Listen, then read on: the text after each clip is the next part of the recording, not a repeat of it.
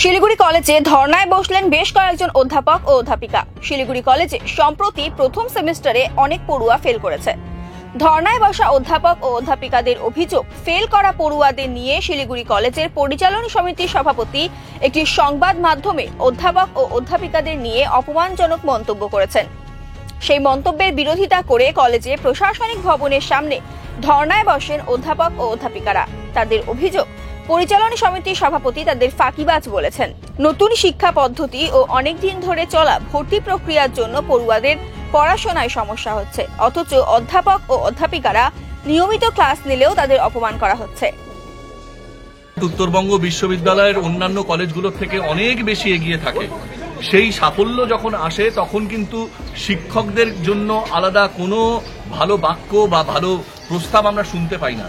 অথচ এই যে ফাঁকিবাজ অধ্যাপক অধ্যাপিকাদের ধরা হবে, এই শব্দটা সংবাদ মাধ্যমে বলে দেওয়া এবং জনপরিসরে সেটাকে ছড়িয়ে দেওয়া, এটা শুধু আমাদের জন্য অবমাননাকরই নয়, একই সঙ্গে কিন্তু যে সমস্ত ছাত্রছাত্রীরা তাদের ফলাফল খারাপ হয়েছে তাদেরকে এক প্রকারে উস্কে দেওয়া হলো, তোমাদের ফলাফল খারাপ হওয়ার জন্য অধ্যাপক অধ্যাপিকারা দায়ী। একই সঙ্গে এটাও ঘটনা যে এই নতুন এই যে শিক্ষা এনইপি চালু হওয়ার পরে পরিকাঠামোর দিক থেকে আমরা অভাব বোধ করছি। উপযুক্ত পরিমাণে শিক্ষক নেই, ক্লাসরুমের সেই ব্যবস্থা নেই, দীর্ঘ একটা অ্যাডমিশন প্রসেস চলেছে বিরাট সময় ধরে, ছেলেপেলে সময় পায়নি। তারপর এদের অনেকেই মাধ্যমিক উচ্চ মাধ্যমিক দেওয়ার অভিজ্ঞতা নেই। সবটা মিলিয়ে কেন রেজাল্ট খারাপ হলো এটা উত্তরবঙ্গ বিশ্ববিদ্যালয় খোঁজ করছে, সমস্ত কলেজগুলো তাদের মতো খোঁজ খবর করছে। কিন্তু দুম করে এইভাবে দেখে দেওয়া, সিসিটিভি ক্যামেরা নিঃসন্দেহে কলেজের নিরাপত্তার জন্য দরকার, সেগুলো লাগুক, আমাদের তাতে কোথাও কোনো আপত্তি নেই, কোথাও আমরা এইখানে নীতিগত প্রশ্নে কোথাও আপত্তি জানাচ্ছি না। যে পরিকাঠামো ভালো করার জন্য যা করতে হয় করুক, কিন্তু ফাঁকিবাজ অধ্যাপক অধ্যাপিকাদের ধরবো যারা সকাল থেকে বিকেল পর্যন্ত কলেজে থাকছেন। এই যে যত এমডিসি কোর্সগুলো চালু হয়েছে অধিকাংশ তার সঙ্গে জড়িত অধ্যাপক অধ্যাপিকা কলেজে নেই। আমরা নিজেরা ভলেন্টিয়ার করে সেগুলো পড়াচ্ছি। যে পিজি কোর্সগুলো চলছে সেখানেও ইউজি টিচাররা তারা বিনা রেমুনারেশনে পিজি ক্লাস নিয়ে যাচ্ছেন, কখনো তারা কোনো উচ্চবাচ্য করেননি। কিন্তু তারপরে যদি আমাদেরকে শেষমেশ এইভাবে ফাঁকিবাজ বলে দেখে দেওয়া হয়, এইটা অত্যন্ত অবমাননাকর। আমরা এই শহরের যারা অভিভাবক স্থানীয় মানুষ আছেন, যারা সমগ্র শিক্ষা ব্যবস্থা সহ শহরের সমস্ত ভালো চাইছেন, যারা তাদের কাছে এই বিষয়টি নোটিশ আনবার জন্যই এই ধর্নায় বসেছি আজকে, যে এর প্রতিবাদ আমরা যেমন করছি, আপনারাও আপনাদের স্তর থেকে এই বিষয়টাকে দেখুন এবং এর একটা বিহিত করুন। এইভাবে অধ্যাপক সমাজকে দেখে দেওয়া, একটি কলেজের অধ্যাপকদেরকে দেখে দেওয়ার প্রবণতা অনতিবিলম্বে বন্ধ করবার জন্য যা যা করণীয়, এ শহরের অভিভাবক প্রতিনিধি যারা রয়েছেন প্রশাসনিক পদে, তারা যেন বিষয়টা সুনিশ্চিত করেন। ধর্ণা বসার কারণ হচ্ছে যে এবারে যে রেজাল্টটা যেটা হয়েছে, যেটা বারবারই বলা হচ্ছে যে 90% ফেল 90% ফেল, তার বিরুদ্ধে সেটা কেন রেজাল্টটা খারাপ হয়েছে সেটা অলরেডি আমরা একটা অ্যাসেসমেন্ট করেছি, যে ক্লাস কতগুলো হয়েছে, ক্লাস কদিন হয়েছে কি হয়নি, এবং ছেলেমেয়েদের এত অ্যাডভান্স পরীক্ষা নেওয়া সেটা একটা বড় কারণ ছিল, সেটা আমরা অলরেডি বলা হয়ে গেছে। এবার তারপরে হচ্ছে যে পরিচালনা সমিতি যেটা বলেছে এবং পেপারে যেটা বলেছে যে এরকম সিসিটিভি ক্যামেরা ফাঁকিবাজ টিচার, সে কথাটা বলা হয়েছে। শিলিগুড়ি কলেজে ফাঁকিবাজ টিচার এই কথাটা মানতে আমরা একদমই রাজি না।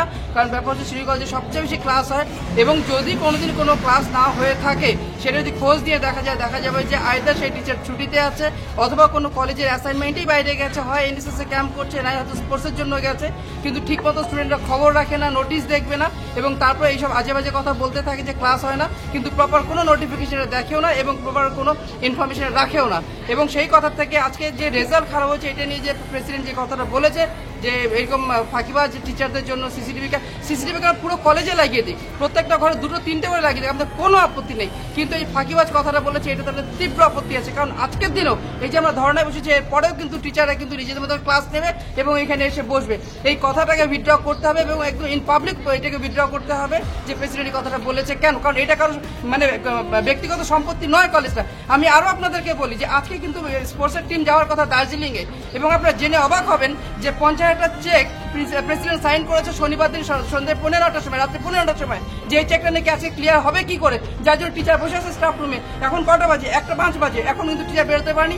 4টার সময় দার্জিলিংয়ে রিপোর্টিং আছে। তাহলে দিনের পর দিন এই জিনিসগুলো কিন্তু আমাদের কলেজে হতে থাকে। প্রেসিডেন্ট নিজের ইচ্ছা মতো কলেজটাকে চালায়, কোনো কথা টিচারদের শোনে না এবং টিচারদেরকে যত পারে অপমান করার চেষ্টা করে। এটা আমরা একদম ভীষণভাবে আমরা এটা প্রতিবাদ করছি এবং আমরা চাই যে এটা প্রেসিডেন্ট, আমরা চাইবো যে আজকে আমরা একটা রেজলিউশন নেওয়ার চেষ্টা করবো যাতে ডিপিআইকে আমরা পাঠাতে পারি যে আমাদের প্রেসিডেন্ট লাগবে না, এটাকে চেঞ্জ করা হোক, কারণ এই প্রেসিডেন্ট প্রচন্ডভাবে ডিসঅ্যাপয়েন্ট। সেই জিবি প্রেসিডেন্ট হবে, সেই অ্যালামনি সেক্রেটারি হবে, সেই টিচারদের সঙ্গে বসবে, সমস্ত কিছু সবকিছু করে থাকবে। যেদিন এখানে ইন্টারভিউ ছিল, এত ক্যান্ডিডেট দূরের থেকে এসছে, রাত 10টার দিন ইন্টারভিউ হচ্ছে, সেদিন উনি নোটিশ করে বসলেন যে টিচার হেডদের সঙ্গে দেখা করবেন। 1.5 ঘন্টা সেই টাইমটা নষ্ট করলো, এবং সেদিন 3 জনের ফেয়ারওয়েল ছিল, সেই ফেয়ারওয়েলটা আমাদের মাটি হয়ে গেছে। এবং যারা ইন্টারভিউ দিতে এসেছিল, সেই ছেলে মেয়েগুলো এখানে রাত 10টা 11টা দিয়ে এখানে ইন্টারভিউর জন্য বসেছিল। এগুলো কি হচ্ছে কলেজের মধ্যে? বলি না বলে কি বেশি পার পেয়ে গেছে নাকি এগুলো প্রেসিডেন্ট? দিনের পর দিন অত্যাচার এগুলো, এবং ক্লাস নেই না। দেখুক ভালো করেছে ক্লাস হয় কিনা। আমাদের মেজরের সাবজেক্টে দিয়েছে 100, 150, 200 দুটো সেকশন পড়েছে। আজকে কত স্টুডেন্ট আসছে? মেরে কেটে 80 জন স্টুডেন্ট আসে, তার 100 জন স্টুডেন্ট আসেই না কলেজে। খোঁজ রাখে সেগুলো, যারা অ্যাটেন্ড করেন না ক্লাস, তাদের রেজাল্ট ভালো হবে কি করে? সেই বছর এটা তো জিবি কিছু বলে না, শুধু বলে ক্লাস হয় না, ক্লাস হয় না।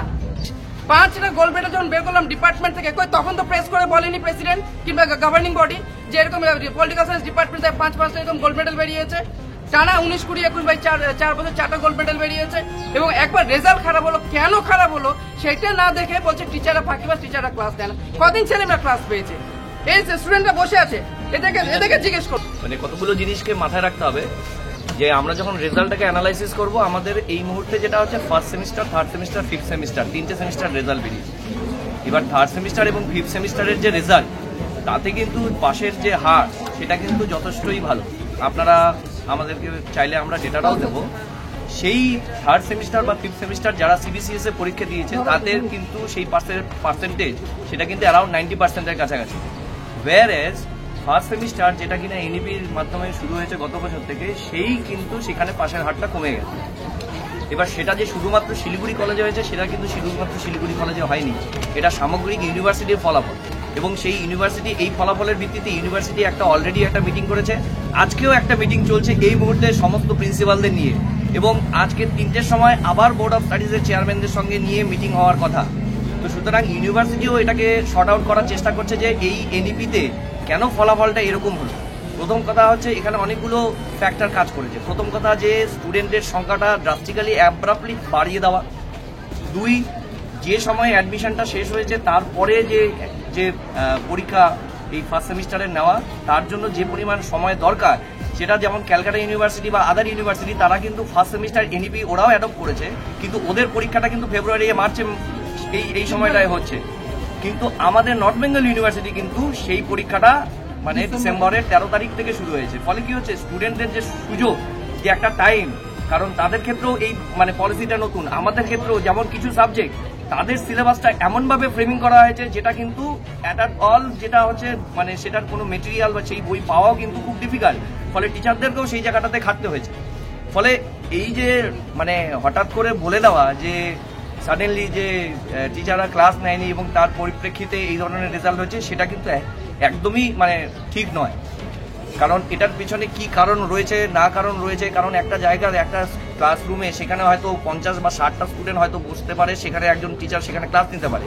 সেই জায়গায় সেখানে যখন 120, 125 জন স্টুডেন্ট আসবে, সেই স্টুডেন্টদেরকে ইন্টারাকশন করার যে জায়গাটা, সেই ইন্টারাকশন করার জায়গাটা কিন্তু একটা টিচারের পক্ষে কমে যাচ্ছে। ফলে অনেকগুলো ফ্যাক্টরস কিন্তু এখানে দায়ী। মানে হঠাৎ করে আমি বলে দিলাম যে টিচাররা ক্লাস নেননি, ফাঁকিবাজ, এবং তার পরিপ্রেক্ষিতে রেজাল্ট খারাপ হয়েছে, এটা কিন্তু ভুল। কারণ আমরা যদি প্যারালালি দুটো সেমিস্টারের রেজাল্ট যদি দেখি, থার্ড সেমিস্টার, ফিফথ সেমিস্টার, সেই রেজাল্ট কিন্তু আমাদের যথেষ্টই ভালো রয়েছে। ফলে যে টিচাররা থার্ড সেমিস্টার, ফিফথ সেমিস্টার পড়িয়ে এই রেজাল্ট ভালো করাতে পেরেছে, তাহলে ওয়ারে সেই টিচাররা ফার্স্ট সেমিস্টারের জন্য খাটতে পারেনি বা তাদের জন্য রেজাল্ট ভালো হয়নি, সেই কথাটা কিন্তু এখানে মানতে কিন্তু একটু অসুবিধাই। যদিও ধর্নায় বসা অধ্যাপক ও অধ্যাপিকাদের অভিযোগকে ভিত্তিহীন বলেছেন পরিচালন সমিতির সভাপতি জয়ন্ত কর। কোথাও তিনি কাউকে ফাঁকিবাজ বলেননি বলে জানিয়েছে, তার বিরুদ্ধে চক্রান্ত হচ্ছে বলেই জানিয়েছেন। ছাত্রছাত্রীদের কাছে খোঁজ নিলেই জানা যাবে কারা ক্লাস নেয় না। কোনো শিক্ষক বা শিক্ষিকাকে ফাঁকিবাজ কথাটা আমার কথায় উল্লেখ নেই। সুতরাং এই বক্তব্যটা যিনি বলেছেন তিনি সর্বৈব মিথ্যা বলেছেন, এবং ওনার বিরুদ্ধে আমি খুব বেশি কিছু বলতে চাই না, কারণ ওনার এগেনস্টে শিলিগুড়ি কলেজের গভর্নিং বডি এবং প্রিন্সিপাল এবং প্রেসিডেন্টের সঙ্গে মামলা চলছে ওনার। তো যেহেতু একটা বিচারাধীন বিষয়, ওই জন্য ওনার বিরুদ্ধে আমি কোনো বক্তব্য রাখবো না। এবং আমাদের যে ন্যাক আমরা অ্যাক্রিডিটেশন হয়েছি, ন্যাক অ্যাক্রিডিটেশনে বলা আছে ছাত্রছাত্রীদের কাছ থেকে ফিডব্যাক নিতে হবে। সেই ফিডব্যাক আমরা পেয়েছি এবং আমি ডিটেলস এখানে বলবো না, সেই ফিডব্যাক অনুযায়ী আমরা ক্লাস কোন কোন ক্লাস হচ্ছে না ছাত্ররা আমাদেরকে যেটা জানিয়েছে আমরা সেটা ধরে ধরে সেই মিটিংয়ে আলোচনা করেছি। আচ্ছা, এবার হলো গিয়ে সিসিটিভি লাগানোর কথাটা। সিসিটিভি লাগানোর তিনটে উদ্দেশ্য আছে। এক উদ্দেশ্য হচ্ছে কিছুদিন আগে আমাদের কলেজ থেকে একটা খাতা চুরি হয়েছিল, আপনারা সবাই হয়তো সেটা সংবাদে এনেছিলেন। সেটা আমরাও জানতে পেরেছি 10-15 দিন পরে। প্রিন্সিপাল এবং শিক্ষক মণ্ডলী বা শিক্ষাকর্মী মণ্ডলী অনেক চেষ্টা করেছেন, ছাত্রটিকে ডেকে নিয়ে এসে তাকে অনেক জিজ্ঞাসাবাদ করা হয়েছে, কিন্তু সেই খাতাটা আজ অব্দি উদ্ধার হয়নি। তো সেখানে যদি সিসিটিভি থাকতো তাহলে খাতাটা অনায়াসে উদ্ধার করা যেত, এবং শিলিগুড়িরই একটি কলেজে এরকমভাবেই খাতা একজন নিয়ে চলে গেছিলেন, সিসিটিভিতে ধরা পড়ে, এবং ধরা পড়ে তার বাড়ি থেকে সেই খাতাটা উদ্ধার করা হয়, অন্য একটি কলেজের কথা বলছি। তো সেক্ষেত্রে আমাদের একটা এখান থেকে শিক্ষা নেওয়ার ব্যাপার ছিল। ইতিমধ্যে আমাদের কাছে অনেক ছাত্রছাত্রীরা অভিযোগ করেন, মাঝে মধ্যেই এটা অভিযোগ বলছি, অভিযোগ করেন যে শিক্ষক বা শিক্ষিকারা তাদেরকে মানসিক এবং শারীরিক নির্যাতন করেন অভিযোগ, সেটা প্রমাণ নেই। তাহলে শিক্ষকদের যদি সিকিউরিটি দিতে হয় সেখানে, সেই শিক্ষকদের সিকিউরিটি দেওয়ার জন্যই কিন্তু আমাদের সিসিটিভি লাগানো, যে শিক্ষকরা যেটা ছাত্ররা বলছে সেটা ঠিক বলছে কিনা, সত্যি কিনা বা মিথ্যা কিনা। এরকম বহু অভিযোগ এর আগে যাদের বিভিন্ন স্কুল বা কলেজে, আমি একটা স্কুলের নাম বলতে পারি, বিধাননগর মুরলীগঞ্জ হাই স্কুল, সেখানে কিন্তু এরকম একটা অভিযোগ একজন শিক্ষকের বিরুদ্ধে এসেছিল, কিন্তু সেই অভিযোগটা মিথ্যা প্রমাণিত হয় সিসিটিভি থাকার জন্য। তো এরকম ভাবে একটা সিকিউরিটির ব্যাপার আছে, 2 নম্বর। আর 3 নম্বর হচ্ছে যে গভর্নিং বডির প্রেসিডেন্ট ইচ্ছা করলে কিছু করতে পারেন না, ওনার অভিযোগটা সম্পূর্ণ মিথ্যা। তার কারণ হচ্ছে গভর্নিং বডি হচ্ছে 11 জন মেম্বারকে নিয়ে তৈরি হয়, সেখানে ছাত্র প্রতিনিধি থাকে। বর্তমানে ছাত্র সংসদের নির্বাচন হচ্ছে না বলে ছাত্র প্রতিনিধি নেই, সেখানে একজন শিক্ষাকর্মী থাকেন, তিনি শিক্ষাকর্মীদের মধ্যে থেকে নির্বাচিত হন। 3 জন শিক্ষক প্রতিনিধি থাকেন, তারা শিক্ষকদের মধ্যে থেকে নির্বাচিত হন। 2 জন উত্তরবঙ্গ বিশ্ববিদ্যালয়ের প্রতিনিধি থাকেন, তিনি উত্তরবঙ্গ বিশ্ববিদ্যালয়ের ভাইস চ্যান্সেলর দ্বারা নিযুক্ত হন। আর 2 জন গভর্নমেন্ট নমিনি থাকেন, তারা সরকার থেকে নিযুক্ত হন। আর প্রেসিডেন্ট সরকার থেকে নিযুক্ত হন। তো এই 11, আর প্রিন্সিপাল থাকেন। তো এই 11 জনকে নিয়ে কমিটি হয়। যদি কারোর কোনো বক্তব্য ওখানে থাকে তাহলে তো সে নোট অফ ডিসেন্ট দেবে, আনঅনিমাসলি সিদ্ধান্ত হয়। এবার আনঅনিমাসলি যে কোনো সিদ্ধান্তই, যেহেতু আমি প্রেসিডেন্ট, আমি ওই রেজুলেশনে সই করি, স্বাভাবিকভাবেই ওটা আমার ঘরে দায় বর্তাবে। তাহলে প্রেসিডেন্ট করছেন, কিন্তু প্রেসিডেন্ট তো একা করছেন না, আমাদের তো মিটিং করে সিদ্ধান্ত হয়, যা কিছুই হবে সেই সিদ্ধান্ত অনুযায়ী হবে। সেখানে প্রিন্সিপালও রয়েছেন, প্রিন্সিপাল হচ্ছে গভর্নিং বডির সেক্রেটারি, তিনিও রয়েছেন, তিনি মিটিং ডাকেন। বলা হচ্ছে কারণটা আমি একদম চক্রান্ত, কারণ ওনার বিরুদ্ধে তো আমাদের মামলাই আছে, আপনারা, আমি আপনাদের কাছে অনুরোধ করব, আপনারা ছাত্রছাত্রীদের সঙ্গে একবার কথা বলুন না, এই শিলিগুড়ি, তাহলে জানতে পারবেন যে ছাত্রছাত্রীদের অভিযোগটা কি, কারা ক্লাস নেয় না, কি নেয় না। আমি বলতে চাবো না, তার কারণ হচ্ছে 90% ওপরে শিক্ষক শিক্ষিকারা তারা ডেডিকেটেড, তারা ভালো ক্লাস নেন বলেই কলেজ বেঁচে আছে, কলেজ চলছে।